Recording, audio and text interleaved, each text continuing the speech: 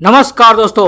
बिहार में चल रही सियासी उथल पुथल के बीच अब नीतीश कुमार की पार्टी जेडीयू को बड़ा झटका लगा है। जेडीयू के विधायक रहे दिग्गज नेता ने लालू यादव की पार्टी आरजेडी का दामन थाम लिया है। वहीं इन सब के बीच आपको बता दें, लालू यादव के बड़े बेटे तेज प्रताप यादव और तेजस्वी यादव के बीच कथित अनबन की खबरों के बीच अब तेज प्रताप यादव ने एक नई पार्टी बना ली है। नई पार्टी बनाने पर जहां एक तरफ भारतीय जनता पार्टी ने तारीफ की है, तो वहीं इसको लेकर तेजस्वी यादव और लालू यादव ने भी बड़ी बात कह दी है। क्या कहा है आपको डिटेल से बताएंगे। लेकिन वहीं अब जाति जनगणना का मुद्दा एक बार फिर तूल पकड़ता जा रहा है। अब जाति जनगणना के मुद्दे पर तेजस्वी यादव ने एक नई स्ट्रेटजी बनाई है कि कैसे जाति जनगणना कराई जाए। साथ ही तेजस्वी यादव ने बिहार के सीएम पर बड़ा हमला बोला है। हमला बोलते हुए कहा कि नीतीश कुमार संघ के इशारे पर काम कर रहे हैं। कुंभकर्णी नींद में सोई हुई है डबल इंजन की बिहार सरकार। हालांकि जाति जनगणना के मुद्दे पर एक बार फिर नीतीश कुमार ने अपनी मांग दोहराते हुए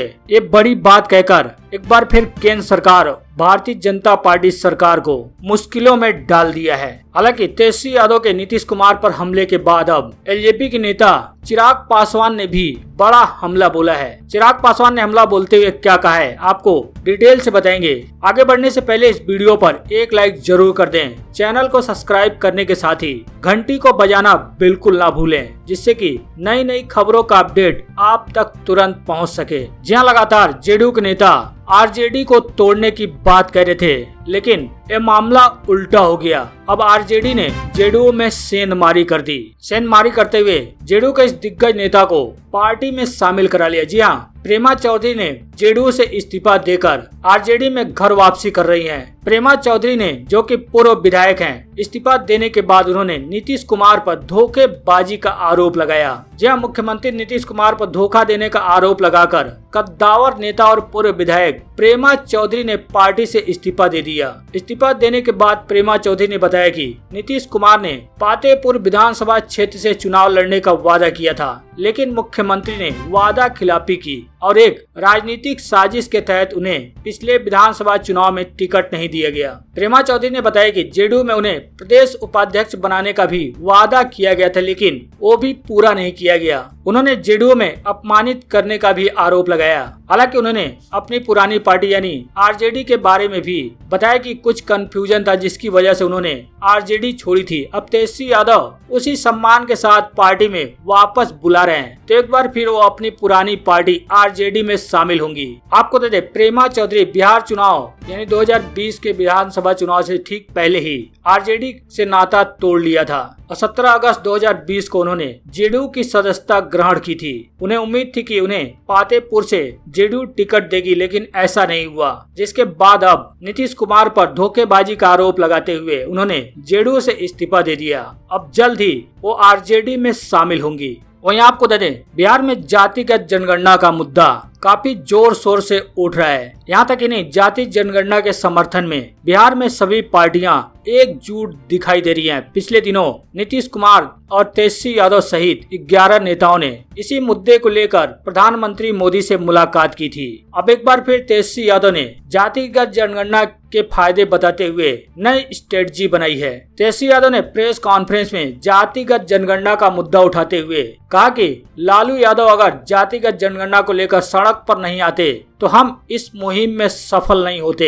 हमारी कोशिश है कि वंचित समाज मुख्य धारा में आए। उन्होंने कहा कि केंद्रीय मंत्री ने पार्लियामेंट में कहा है कि जातिगत जनगणना नहीं होगी, इसलिए हम लोग एकजुट हैं और पीएम नरेंद्र मोदी से मिलकर आए हैं। प्रेस कॉन्फ्रेंस में उन्होंने कहा कि हम प्रधानमंत्री को एक बार फिर रिमाइंडर लेटर भी भेजेंगे। साथ ही तेजस्वी यादव ने कहा कि अभी हम प्रधानमंत्री मोदी के फैसले का इंतजार कर रहे हैं। कुछ लोग इसे जात पात की राजनीति बताते हैं, लेकिन ये समझना होगा कि जब धर्म की गिनती हो रही हो तो जाति की गिनती क्यों नहीं। जनगणना से फायदा विकास की योजना बनाने में भी होगा। हम लोगों की यह लड़ाई जारी रहेगी। हम प्रधानमंत्री को पत्र लिखकर रिमाइंडर भी भेजेंगे कि केंद्र सरकार बताए क्या करना है। अगर नहीं करना है तो बिहार सरकार अपने खर्च पर इस जनगणना को कराए। इसके लिए पूरे देश में आंदोलन होगा। उन्होंने कहा कि सोनिया गांधी जी ने इसके समर्थन में एक कमेटी बनाई है। हम देश के सभी नेताओं से दल बात करेंगे और सभी से संपर्क करेंगे। इसको लेकर एक सर्वसम्मति से माहौल बनाएंगे, आंदोलन होगा। बिहार की शिक्षा के बारे में बोलते हुए भी उन्होंने कहा कि आज प्रदेश में शिक्षा की स्थिति क्या है। गरीबों का कल्याण होगा तो उसमें सबसे बड़ा जो भूमिका होगी वो जाति जनगणना को मिलेगा, क्योंकि इससे आपको सही आंकड़े जो है पता चलता। अब मंडल का विषय नहीं बनता तो आप सब लोगों को पता ही नहीं चलता कि देश में कितने हजार जातियां, और हम लोगों की लड़ाई तो उन लोगों के साथ हम लोग लड़ रहे हैं। कई बार हम लोगों ने उनके लिए सड़क पर आए हैं, सदन में हम लोगों ने सवाल उठाया है, लेकिन सरकार को जो है अब गंभीर होकर के सोचना है। वही आपको बता दे, बीते कई दिनों से राष्ट्रीय जनता दल से नाराज चल रहे तेज प्रताप यादव ने नया संगठन बना लिया है।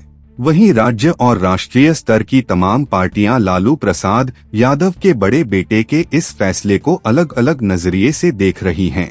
जहां तेज प्रताप के इस फैसले पर बीजेपी से उन्हें बधाइयां मिल रही हैं, वहीं कांग्रेस तेज प्रताप के इस फैसले को राजद के लिए फायदेमंद बता रही है।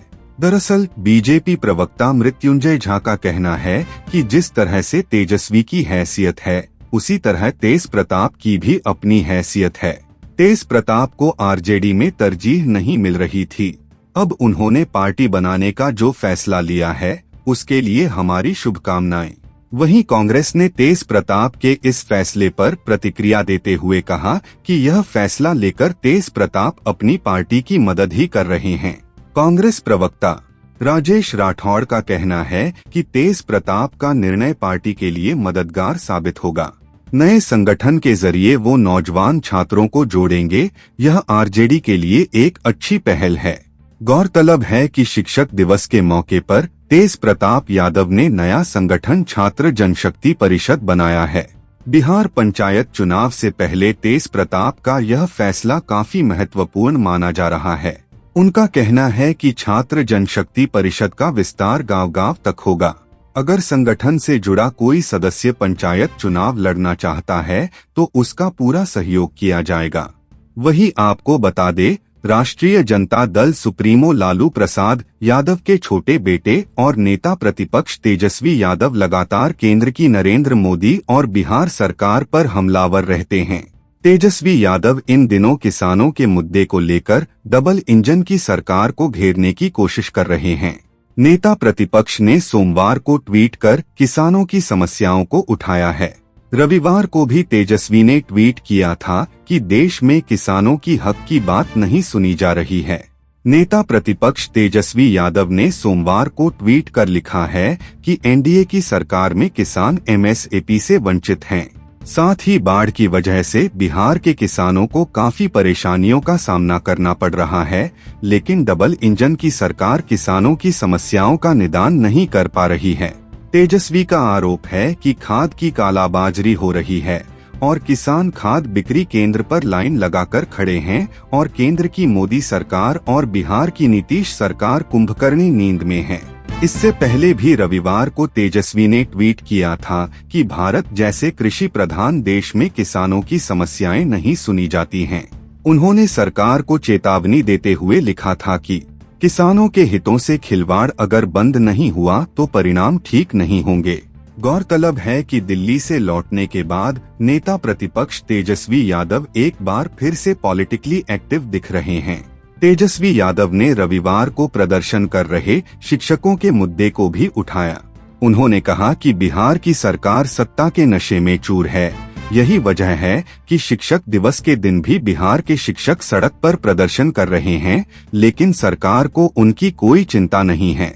वही आपको बता दे, जातीय जनगणना को जनता के हित में बताते हुए एक बार फिर सीएम नीतीश ने कराने की मांग की। जनता के दरबार में मुख्यमंत्री कार्यक्रम के बाद पत्रकारों से बात करते हुए उन्होंने कहा कि इसको लेकर हम लोगों ने एक सर्वदलीय प्रतिनिधिमंडल के साथ प्रधानमंत्री से मिलकर अपनी बातों को रख दी है। इसके संबंध में सभी बातों को पहले ही मीडिया के सामने रख दी गई है। अब निर्णय लेना केंद्र सरकार का काम है। उन्होंने कहा कि देश में अभी जनगणना की शुरुआत नहीं हुई है। देश के विभिन्न राज्यों से इसकी मांग उठ रही है।